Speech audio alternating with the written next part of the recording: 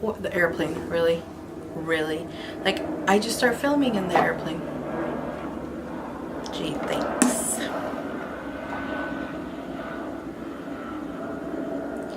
So annoying.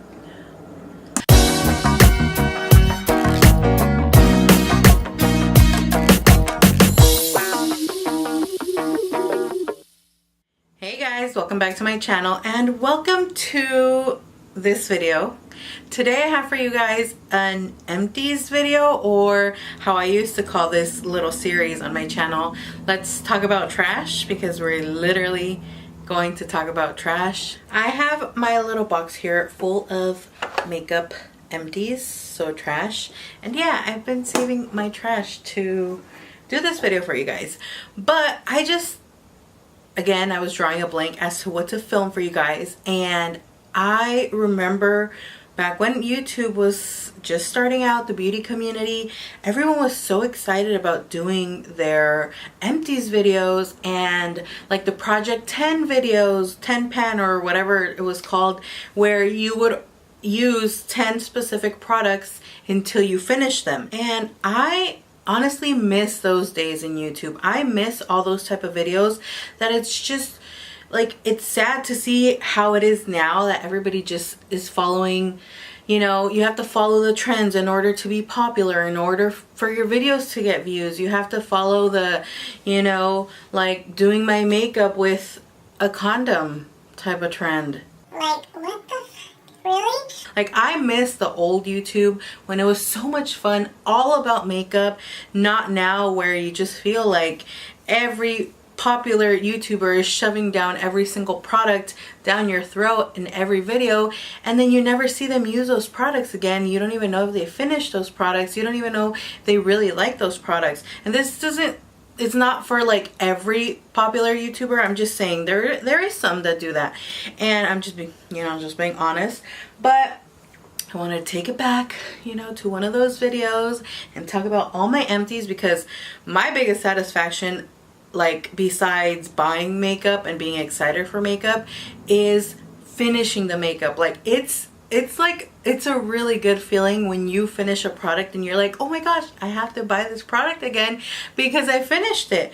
Like, that's the biggest satisfaction for me in makeup nowadays, is to actually finish up my products and finish up makeup that I'm using and stuff, because I buy so much makeup. So it's only right that you finish and that you see that you're using up your products. Let's get started, because I already rambled forever. And yeah, I'm gonna start off with setting sprays, because I have two that I finished up and I actually really like these two and I would repurchase them. So the first one is the Urban Decay All Nighter Makeup Setting Spray. This is the Big Mama, and this is a long-lasting, oil-free, paraben-free, temperature-control technology. I just really like this setting spray. I have the De-Slick one right now, and I like that one too, but I would say this one's definitely my favorite from both of them. And when I bought the De-Slick one, they didn't have this one in stock in the size that I bought the De-Slick, so that's why I bought that one. But this one is a really good one. And next is the Milani Make It Last Setting Spray. I feel like this is a good dupe for the Urban Decay. Definitely much cheaper. I think it was only 10 bucks, and the Urban Decay, that big size might be a little bit over 20 bucks. The smaller size, I think it's like 15. So you're still, if you buy this one, you're saving 5 bucks compared to the smaller size of the Urban Decay. But this one's really good too. I feel like it makes my makeup last. And if I feel like my makeup's looking weird, or I need a little lift me up. Does it lift me up? I need a little pick me up. I need a little refreshment to my skin. I'll definitely spray this during the day to freshen up and liven up my skin again. And I really like that it doesn't spritz out really funky. Like, that's what one of the things I love about these setting sprays, that they spray nicely and they don't like just, I was gonna say something. they don't just like spit out the spray. It's the spray. So stupid. They don't just like spit it out all wonky and weird to the point where like you have drops of setting spray all over your skin. I like that this is like, feels like a mist on your skin wish I love it. Moving on to foundations, guys. I have foundations that I finished. I have 3 foundations that I finished. The first one, Marc Jacobs Remarkable Foundation. I haven't repurchased this, but I do want to because it's a really good matte full coverage foundation. I love the finish it gives my skin. It's matte but not super flat, but it definitely is a very matte foundation. And I have mine in the shade 34 Medium Beige, and it's a full coverage foundation. And I also like the little applicator that it has. Like, it's a little wand and you just take the product. I mean, you can apply it onto your sponge, onto your face. I know some people are like a little bit iffy about that, and I finished mine completely. Even though like it has this little wand, I would put a little brush, like a thin brush in there to get all the product out, because girl, this is a pricey foundation and I wasn't just gonna leave all the extra, you know, that the little, what is it called, the little stick can't reach. I was gonna get my money's worth and get every single drop of this foundation out of it. So yeah, I really like this one. Now again, it is a pricey one. I have 2 drugstore foundations. Milani Conceal and Perfect 2-in-1 foundation. I love this stuff. I think I purchased, this is probably my 3rd bottle that I purchased of this foundation. Obviously I haven't repurchased it yet because I just have all these other ones from the drugstore that I love, but this is one of the best ones that I've tried from the drugstore. It says it's a 2-in-1 like foundation and concealer, and this one you can definitely like cake it on and it doesn't look super cakey on the skin, even though, I mean, I love a cake face. I don't mind it. I personally, the more the merrier for me. And I have mine in the shade Medium Beige, so this is a good one. I bought mine at Wally World or Walmart. And then this other one was one of my favorite ones as well, L'Oreal Infallible Pro Matte. Like, the tube is so squished. So I was gonna say so squeezed up, but yeah, it is so like squeezed up from how much I tried to get every single last bit of product from this because it's so good. This is a demi matte finish. No, this one's like matte. Like, even though it says demi matte, I feel like it's matte enough for people with combination skin to still be able to use it if you have a bit of dry patches here and there, because it doesn't cling onto dry patches, which is something that I love in the fall and winter. I've told you guys that I am really, is that another airplane? Are you shitting me? Anyways, this one, I've told you guys in the fall and winter, I feel like I have combination skin because I have dry patches in this area. And this one never clinged on to those patches. Sometimes they're really rough and intense when I don't moisturize well.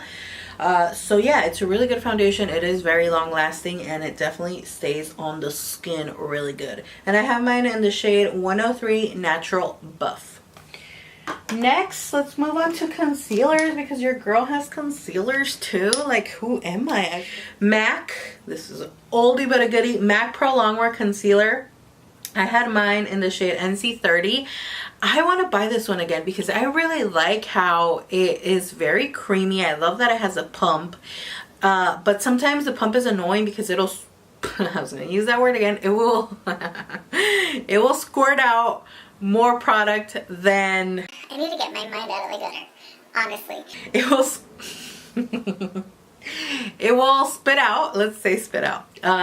It's still equally as wrong. It will pump out. Is that a word? Yeah, it will pump out more product than what you need. So that's the only annoying part. But the formula of it is really, really good. This is one of the OG, like, super popular concealers that I feel like everyone and their mom loves and loved. And I feel like some people still use it and still love it. I definitely want to pick up another one because it is good. And I finished it up completely. Next, NARS Radiant Creamy Concealer. This is another oldie but goodie. This one, I feel like this is like the start of when you started hearing about concealers. Everyone and their mom wanted to get this concealer. And I got mine in the color Light 3 Honey. And I feel like I needed a lighter shade, but I still used the heck out of this until it was done. Like, now it's just like dry.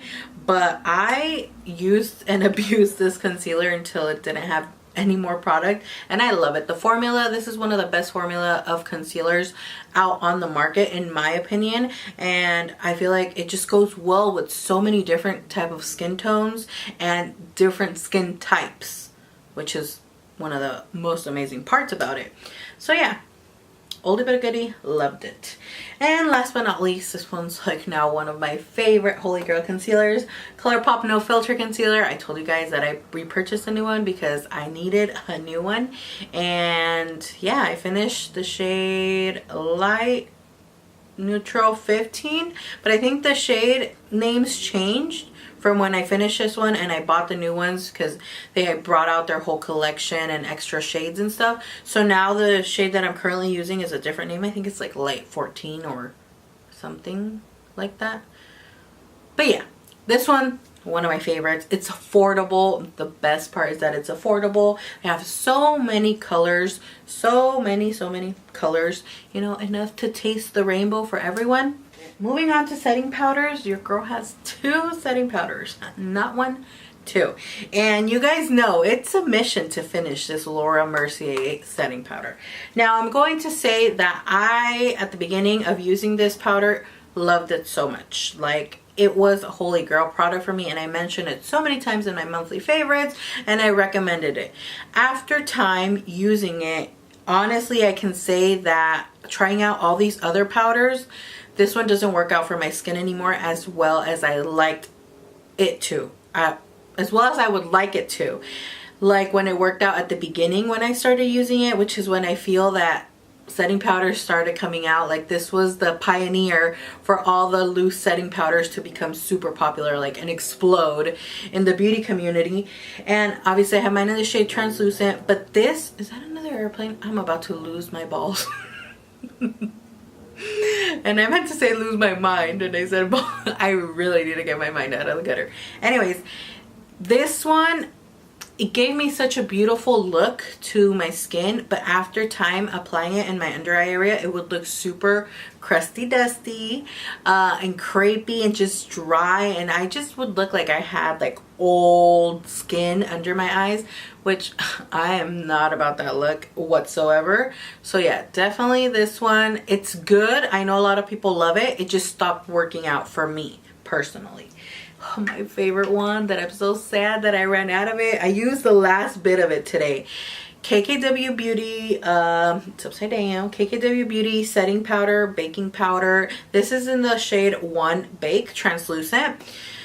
It's $18. I feel like it's affordable. I know you do get a little bit of product. I would say less than like the typical setting powders, but I still feel like you get a good amount. You get 3.50 grams of product, and I've used up this whole product. I can't even begin to tell you guys how much I love this setting powder. You guys know how long it took me to finish this Hoola bronzer, that now that I repurchased it, I bought like the smaller like travel size one, because it just took me like 2-3 years to finish it.